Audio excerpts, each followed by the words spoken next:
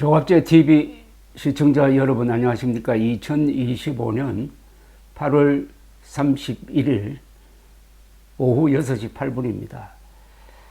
제가 윤석열의 몰락 과정을 취재를 하면서 가장 중심적으로 파고들었던 게 김건희 씨와 윤석열 두 사람의 관계입니다. 그리고 윤석열 전 대통령의 술버릇입니다. 이게 12.3 계엄의 진짜 이유라고 저는 생각을 합니다. 12.3 비상계엄에서 끌었던 명분은 반국가 세력 척결이었어요. 그런데 계엄 선포 며칠 뒤에는 갑자기 그것 말고 또 하나 있다면서 꺼낸 게 부정선거 척결하겠다는 것이었어요. 그런데 비상계엄령을 선포해서 작전을 하는 과정에서 보면은 반국가 세력을 척결한다든지 부정선거 음모론을 파헤친다는 것은 그냥 형식적으로 하는 것이고 다른 진짜 이유가 있었을 것임을 짐작케 합니다. 그게 바로 김건희 씨 보호였다는 것이고, 이 비상계엄을 흐르는 정신적인 어떤 상태는 망상, 부정선거 음모론이라는 망상에 사로잡혀가지고 계엄 준비를 발작적으로 했다는 것이었습니다. 이런 걸 종합하면은 한간에서 말했던 윤석열 전 대통령은 거의 알코올 중독 수준이다. 폭업을 하는 사람이다. 이것과 또한 연결되는 것인데, 김상욱 의원이 아마 목격자로서는 처음으로 윤석열 당시 대통령이 초대한 만찬의 분위기는 어떠했느냐 하는 것을 직접 증언을 했습니다. 울산 출신 김상욱 의원은 한동훈 대표와 함께 12월 3일 국회로 가서 비상계엄 해제 결의에 찬표를 던졌다가 국민의힘 안에서 핍박을 받고 탈당을 해서 민주당으로 간 분입니다. 그는 이틀 전 자신의 유튜브 채널 김상욱 TV 라이브 방송에서 이렇게 이야기를 했습니다. 윤석열 때 용산에서 밥을 먹었을 때와 오늘 이재명 대통령과 청와대 영빈관에서 오찬을 했을 때가 완전히 비교가 됐다고 했습니다. 윤석열 정부 시절의 만찬 분위기에 대해서는 이렇게 설명을 했습니다. 용산 대통령실 만찬하는 곳은 막 무섭다.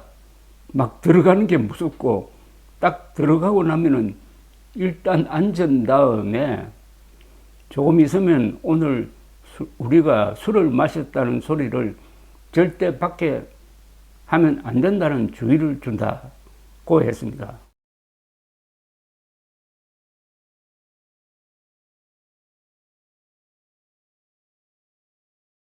김상욱 의원은 윤석열 초청 만찬의 큰 특징이 소맥 폭탄주라고 했습니다.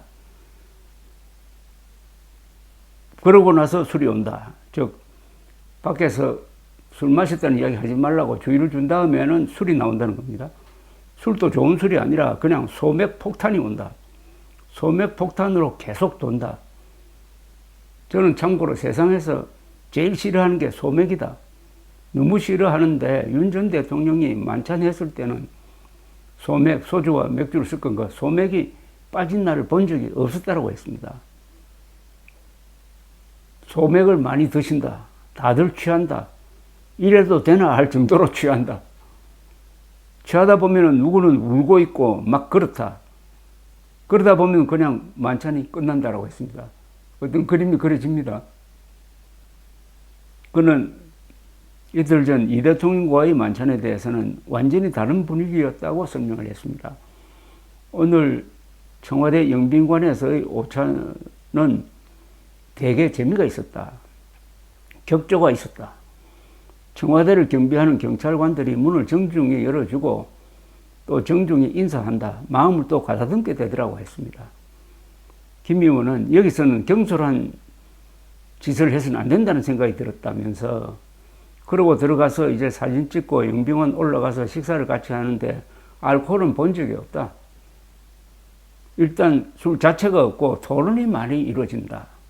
대통령이 의원들 한 분 한 분 손을 잡고 격려해주고 또 이야기를 경청하고 그런 시간이었다고 했습니다. 김 의원은 용산 대통령실은 사실은 국가의 품격과 품위를 이야기하기에는 너무 골방이다라고 했어요. 정말 너무 음침하다. 그럴까? 그런 느낌이 들었다. 그리고 만찬장소도 사실은 좀 그렇다라고 하면서 청와대 영빈관에 대해서는 확실히 품위가 있다. 품격이 있다. 근데 이게 되게 중요한 것 같다. 한 나라의 상징 같은 곳이다. 외국의 귀빈들도 많이 오는 곳이다. 그럼 당연히 우리나라의 국격을 생각해서라도 귀빈들을 맞이하는 예의가 있어야 되는 것이라고 했습니다. 김 의원은 그런 걸 생각해 저는 청와대 영빈관이 너무 좋았다. 정말 국격에 맞는 그런 곳이 필요하다.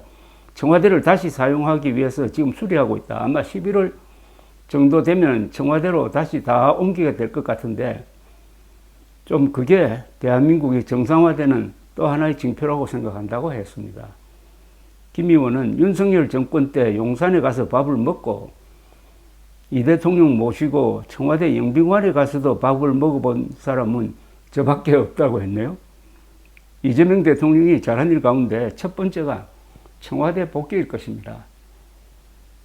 이것은 대통령 직무가 정상화된다는 하나의 상징이죠. 저처럼 윤석열 대통령의 무도한 청와대 이전을 줄기차게 그리고 정확하게 비판한 사람은 달리 없을 것입니다. 저는 2022년 3월 초순 10일에서 20일 사이 그 열흘 동안에 윤석열 당선자가 무모하게 청와대에서 대통령실을 떼내가지고 국방부로 옮기는 과정을 보면서 이 사람이 큰 사고를 칠 사람이구나 하는 예감을 가지고 그때부터 글을 썼습니다.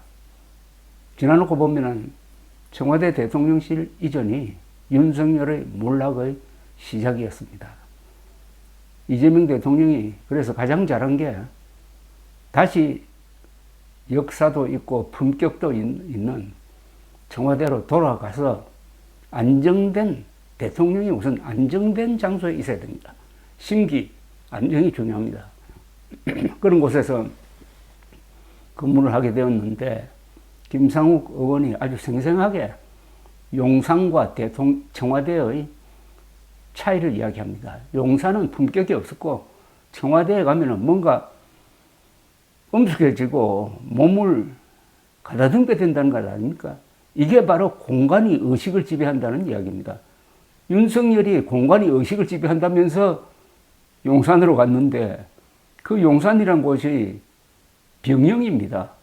군인들이 근무하기는 좋은 곳이에요. 그러니까 과연 그도 병영적 의식을 갖게 되어가지고 비상계엄령을 편 것 아니겠습니까?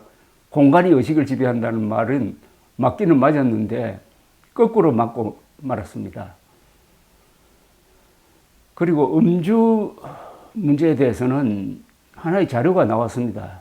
윤석열 전 대통령 구속 적부 심리를 할 때 변호인들이 제출한 자료에 의하면 윤석열 씨의 간 수치는 정상인의 6배라고 합니다. 아주 위험합니다. 이것은 폭음의 결과로 보입니다.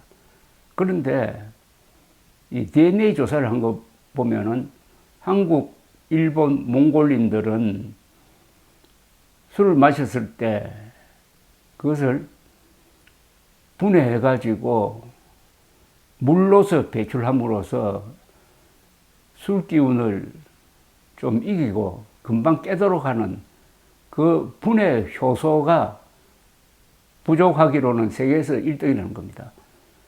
거기에 따르면 한국 사람들의 반 정도는 술을 마셔서는 안 되는 체질을 갖고 있습니다. 그런데 윤석열 대통령은 자기 체력이 감당하기 어려울 정도의 폭음을 했다는 이야기죠. 그럼 필름이 끊어집니다. 필름이 끊긴 것 같은 윤석열 씨의 행동은 계엄 전후 그리고 헌법재판소의 정언을 통해서 우리가 눈으로 확인한 바가 있습니다. 저도 이재명 대통령 선거 전으로 한 5시간 2차례 만났는데 술이 나오지 않았어요. 술 마시는 대통령과 술을 안 마시는 대통령의 차이는 술 취한 나라와 맨정신 나라의 차이가 될 가능성이 있습니다. 감사합니다.